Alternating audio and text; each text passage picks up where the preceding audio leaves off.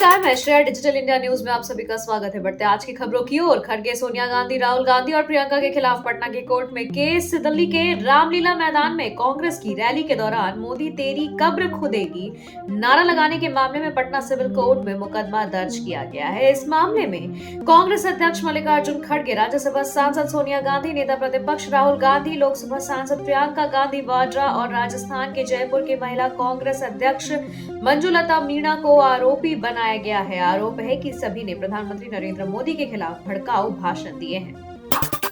पप्पू यादव ने कसा तंज बताया कौन है सबसे बड़ा भू माफिया। बिहार के राजस्व एवं भूमि सुधार मंत्री विजय कुमार सिन्हा लगातार अधिकारियों की फटकार लगाते नजर आ रहे हैं। मुजफ्फरपुर में बिहार सरकार के मंत्री विजय कुमार सिन्हा ने अधिकारियों की फिर से जमकर फटकार लगाई है। भूमि विवाद में दोषियों पर कड़ी कार्रवाई और भ्रष्टाचार रोकने का निर्देश दिया है। विजय कुमार सिन्हा के इस रूप को देखकर पूर्णिया के सांसद पप्पू यादव हैरान रह गए। उन्होंने कटाक्ष करते हुए विजय कुमार सिन्हा पर हमला बोलते हुए कहा कि बड़ी बड़ी बातें करने से कुछ नहीं होगा। प्रधानमंत्री मोदी से मुलाकात के बाद अमित शाह से मिले सीएम नीतीश कुमार। दरअसल बिहार विधानसभा चुनाव में एनडीए को प्रचंड जीत मिलने के बाद नीतीश कुमार 10वीं बार बिहार के मुख्यमंत्री बने हैं। सीएम बनने के बाद वह पहली बार दिल्ली पहुंचे और केंद्रीय नेताओं से मुलाकात कर रहे हैं। सोमवार को सबसे पहले उन्होंने प्रधानमंत्री नरेंद्र मोदी से मुलाकात की। इसके बाद वे केंद्रीय गृह मंत्री नीतीश कुमार के आवास पहुंचे और उनसे भेंट की। इस दौरान दोनों नेताओं के बीच आगामी राज्यसभा चुनाव को लेकर के भी चर्चा होने की संभावना जताई जा रही है।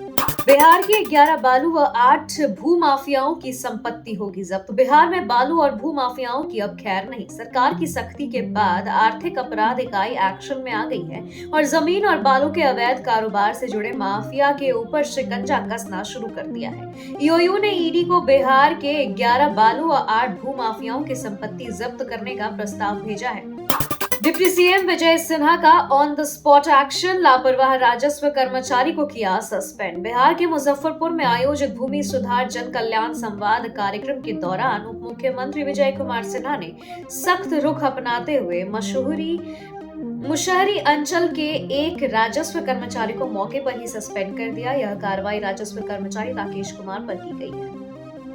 नेशनल हेराल्ड केस में सोनिया गांधी और राहुल गांधी की बढ़ सकती है परेशानी। नेशनल हेराल्ड मनी लॉन्ड्रिंग मामले में दिल्ली हाई कोर्ट ने कांग्रेस नेताओं सोनिया गांधी, राहुल गांधी और अन्य आरोपियों को नोटिस जारी किया। इस मामले में पहले राउज एवेन्यू कोर्ट ने राहुल और सोनिया गांधी के खिलाफ चार्जशीट पर कार्रवाई करने से इनकार कर दिया था, जिसके बाद प्रवर्तन निदेशालय ने दिल्ली हाई कोर्ट में चुनौती दी।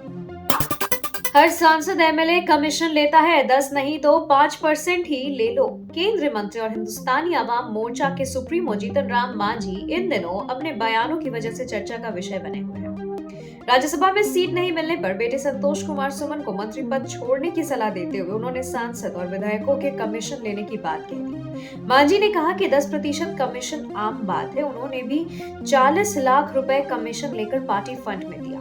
मांझी ने यह भी सलाह दी कि अगर 10% कमीशन नहीं मिले तो 5% ही ले लेना चाहिए। लालू तेजस्वी की राजद को तोड़ेगी नीतीश की जेडीयू। नीरज फिर बोले, कई बेचैन विधायक संपर्क में। बिहार के मुख्यमंत्री नीतीश कुमार की पार्टी जनता दल यूनाइटेड ने एक बार फिर विपक्षी पार्टी राष्ट्रीय जनता दल में टूट का दावा किया है। जेडीयू प्रवक्ता नीरज कुमार ने एक बार फिर कहा कि लालू एवं तेजस्वी की राजद के विधायकों में बेचैनी है। उन्होंने यह भी दावा किया कि राजद के कई विधायक उनके संपर्क में हैं। इससे पहले भी नीरज ने कहा था कि लालू तेजस्वी के 17-18 विधायक एनडीए के संपर्क में हैं। इससे सियासी पारा गर्मा गया है। नीतीश के हिजाब खींचने पर क्या बोले तेज प्रताप यादव। पटना में आयुष चिकित्सकों को नियुक्ति पत्र देने के दौरान मुख्यमंत्री नीतीश कुमार द्वारा एक मुस्लिम महिला का हिजाब खींचने को लेकर उठा विवाद अभी थमा नहीं है। अब जनशक्ति जनता दल के अध्यक्ष तेज प्रताप यादव ने भी इस पर अपनी प्रतिक्रिया दी है। तेज प्रताप यादव ने कहा है कि नीतीश कुमार को ऐसा नहीं करना चाहिए था। उन्होंने कहा कि मुख्यमंत्री ने क्या किया और क्या नहीं किया यह उनका मामला है। मैं इस पर ज्यादा कुछ नहीं कहना चाहता हूँ, लेकिन जिस तरह से उन्होंने हिजाब खींच दिया वैसे नहीं करना चाहिए था। इस तरीके का काम उनको नहीं करना चाहिए।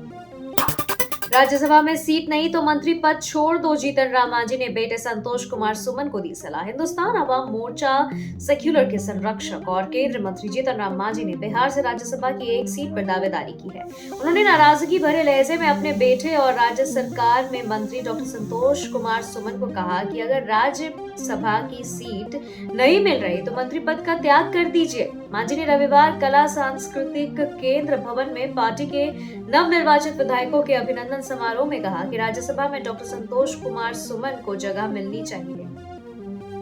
खबरों के सिलसिलों में फिलहाल इतना ही। बने रहे डिजिटल इंडिया न्यूज के साथ। नमस्कार।